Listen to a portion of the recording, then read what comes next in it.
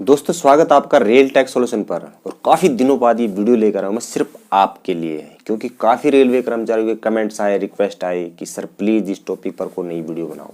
क्योंकि जब भी कोई रेलवे कर्मचारी अपनी HRMS ID पर अपनी ओन रिक्वेस्ट या फिर म्यूचुअल या फिर इंटर डिविजन ट्रांसफ़र के लिए जब भी एप्लीकेशन अप्लाई करता है तो दोस्तों डीलिंग क्लर्क या फिर वेरिफिकेशन अथॉरिटी द्वारा उसको तुरंत रिजेक्ट कर दिया जाता है। तो दोस्तों जैसे एप्लीकेशन रिजेक्ट होती है तो दोस्तों उस रेलवे कर्मचारी का काफ़ी दिल टूट जाता है। और जो भी रेलवे कर्मचारी इस वीडियो को देख रहे हैं तो दोस्तों आज के बाद आपकी कोई भी एप्लीकेशन रिजेक्ट होने वाली नहीं है, सारी एप्लीकेशन आपकी एक्सेप्टेबल हो जाएंगी।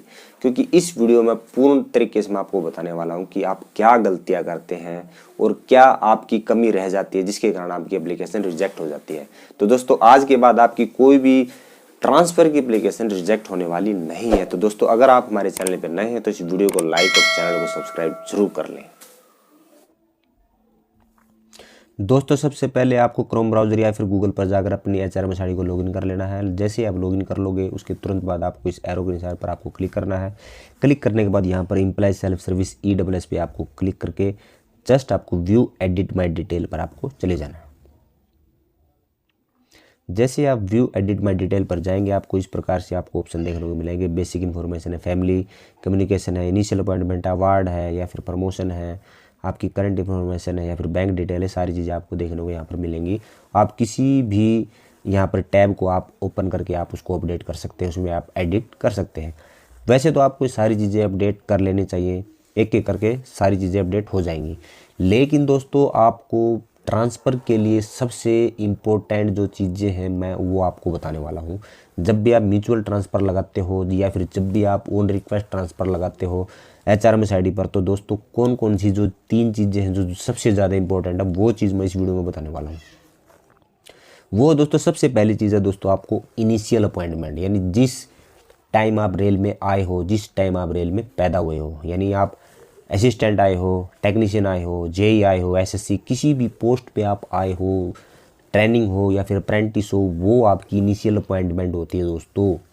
एक तो वो चीज़ बहुत ज़्यादा इंपॉर्टेंट है और दूसरी चीज़ है दोस्तों आपकी करंट, यानी आप किस पोस्ट पे फ़िलहाल कार्य कर रहे हो। यानी आपको अगर रेल में आए हुए 5 साल हो गए, 10 साल हो गए, तो फिलहाल क्या हो, आप टेक्नीशियन हो या फिर सीनियर टेक्नीशियन हो या फिर JE बन गए हो, क्या हो दोस्तों, वो करंट में आएगा दोस्तों।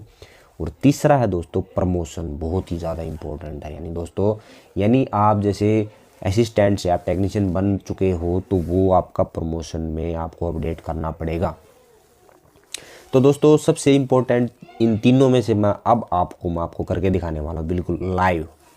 और मैं आपको पूरी चीज़ें बताऊँगा आपको क्या क्या लगाना पड़ता है, कौन से डॉक्यूमेंट, कौन से लेटर आपको लगाने पड़ेंगे। ज़्यादा मैं आपको लेंथी बताने वाला नहीं, बिल्कुल पॉइंट टू पॉइंट मैं बात करने वाला हूँ। सबसे पहले दोस्तों मैं यहाँ पर मैं आपको करंट पर मैं क्लिक कर देता हूँ। जैसे मैं यहाँ पर करंट पर मैं क्लिक करूँगा तो आपको तुरंत बाद आपको एक टैब देखने को मिल जाएगा, करंट टैब, जिसका सबसे ऊपर में आता है आपका रीजन। यानी सबसे पहले हम यहाँ पर रीजन में डालेंगे करंट अपडेट। करंट अपडेट यहाँ पर मैं रीजन में डाल देता हूँ। और उसके बाद जैसे मैंने स्क्रीन को यहाँ पर डेस्कटॉप मोड में ऑन किया हुआ, इसलिए आपको थोड़ा सा अजीब भी लग रहा होगा। लेकिन दोस्तों एक मैं इम्पोर्टेंट चीज़ मैं बताता हूँ, जिस भी यहाँ अपडेट के आगे जैसे यहाँ पर रेड कलर का एक स्टार सा बना हो, जैसे अपॉइंटमेंट डेट है, करंट जोन है, वो दोस्तों बहुत ही इंपॉर्टेंट है, वो तो आपको करनी ही पड़ेंगी, वो आपको राइट करनी पड़ेंगी। जैसे अपॉइंटमेंट डेट में मैं चेक करूँगा, जो भी मेरी अपॉइंटमेंट है वो मैं चेक कर लेता हूँ। उसके बाद मैं करंट जोन चेक कर लूँगा, करंट मोड, करंट डिवीज़न, ये सारी चीज़ें मैं कर लूँगा। और जो यहाँ पर दोस्तों ये बॉक्स बने हुए दोस्तों, यहाँ पर हम क्लिक करके उसको हम ओके कर सकते हैं, उसको एडिट कर सकते हैं। जैसे मेरा लगभग यहाँ पर काफ़ी चीज़ें भरी हुई हैं।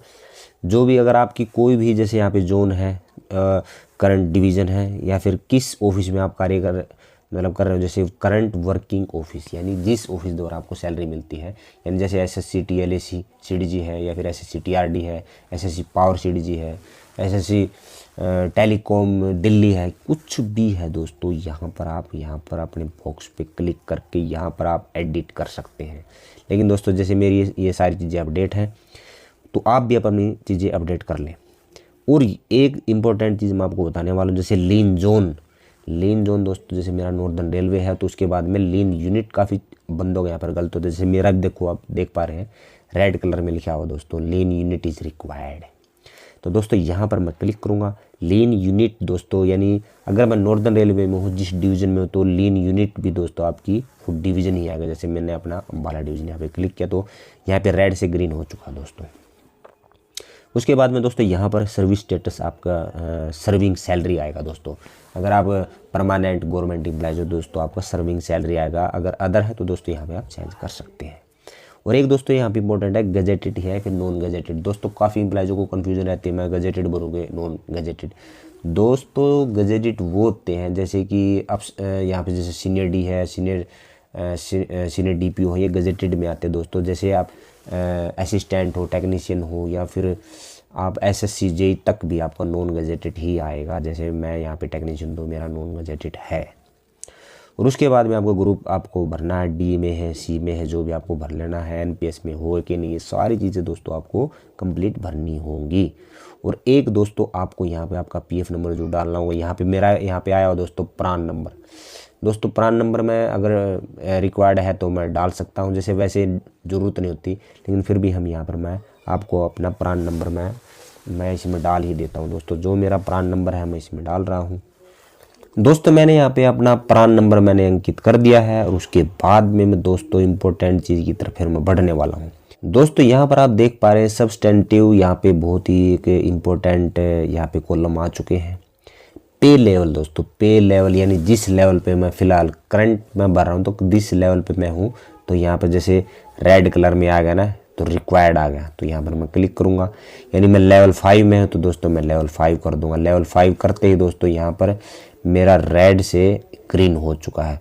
लेकिन कई एम्प्लॉइज जब इसको कॉलम को भरते हैं तो उसका रेड से रेड ही रहता है, तो दोस्तों परेशान हो जाते हैं। उसके लिए उसको क्या करना पड़ेगा, जैसे मैंने यहाँ पे मैंने 5 पे क्लिक किया तो जैसे मेरा मान लो आप रेड ही है, तो उसके लिए मैं फिर करूँगा यहाँ पे किसी भी लेवल को मैं क्लिक कर दूँगा।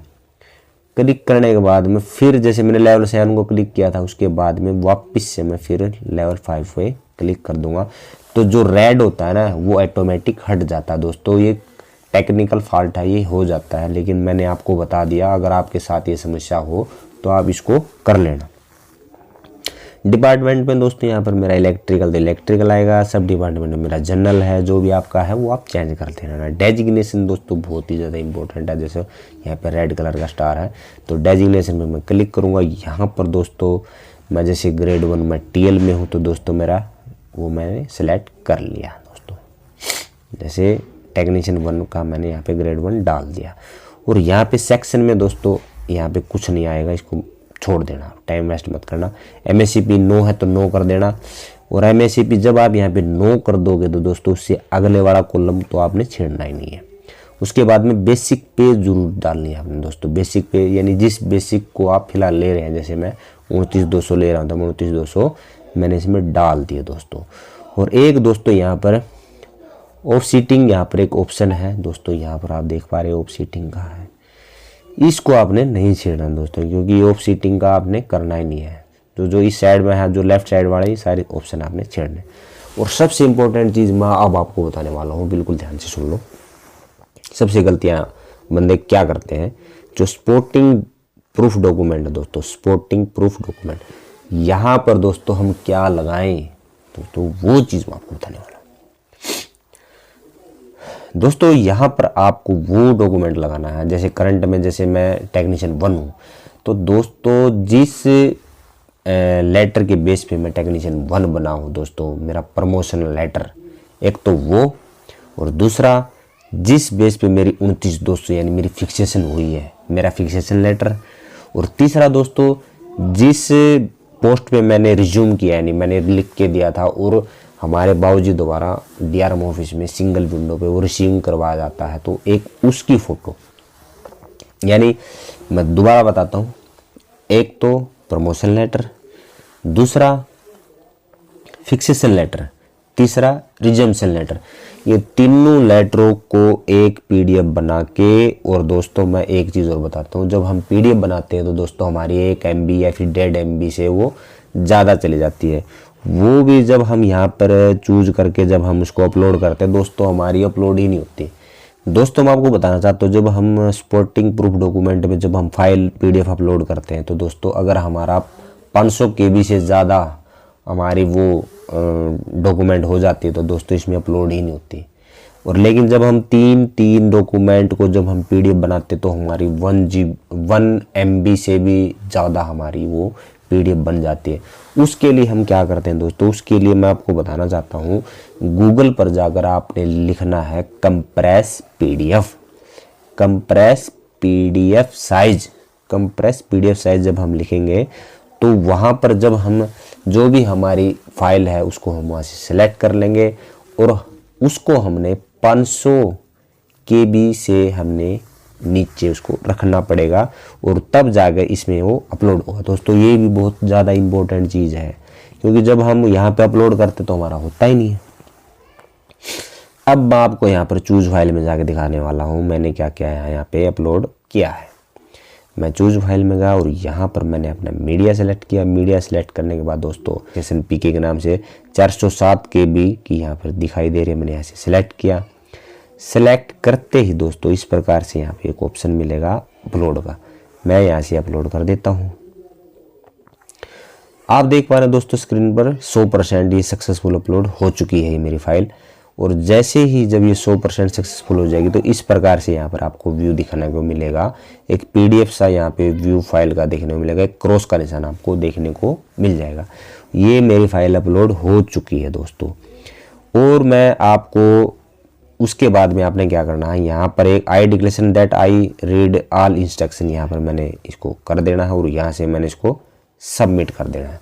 जैसे ही मैं सबमिट करूँगा दोस्तों यहाँ पर आएगा are you sure to submit the change request for the current tab, तो यहाँ से मैं उसको यस कर दूँगा। और जैसे ही जब मैं यस करूँगा दोस्तों मेरे मोबाइल पर एक OTP जाएगा। OTP लिखने के बाद दोस्तों यहाँ से हम सबमिट कर देंगे। और जैसे ही हम सबमिट करेंगे दोस्तों यहाँ पर आप देख पा रहेंगे your current change request ID number ये वह सक्सेसफुली सेव्ड हो चुकी है। तो दोस्तों ये मेरी करंट की जो डिटेल है ये मेरी सक्सेसफुल हो चुकी है। दोस्तों जैसे आपकी करंट यहाँ पर अपडेट हो जाए उसके बाद में आपको इनिशियल अपॉइंटमेंट को आपको अपडेट करना है, उसके बाद में आपको प्रमोशन को आपको अपडेट करना दोस्तों। तो दोस्तों इन दो टॉपिक जो आपके रह गए, इनिशियल है और ये आपकी जो प्रमोशन है और एक आपकी बेसिक इन्फॉर्मेशन भी मैं आपको डिटेल में मैं बता दूंगा। ये आपको नेक्स्ट वीडियो में मैं बिल्कुल आपको जल्द ही मैं आपके लिए लेकर आने वाला हूं। तो दोस्तों अगर आप हमारे चैनल पे नए तो इस वीडियो को लाइक और चैनल को सब्सक्राइब जरूर कर लें और आने वाली वीडियो इनिशियल वाली और प्रमोशन वाली जरूर देखें दोस्तों। थैंक यू, धन्यवाद।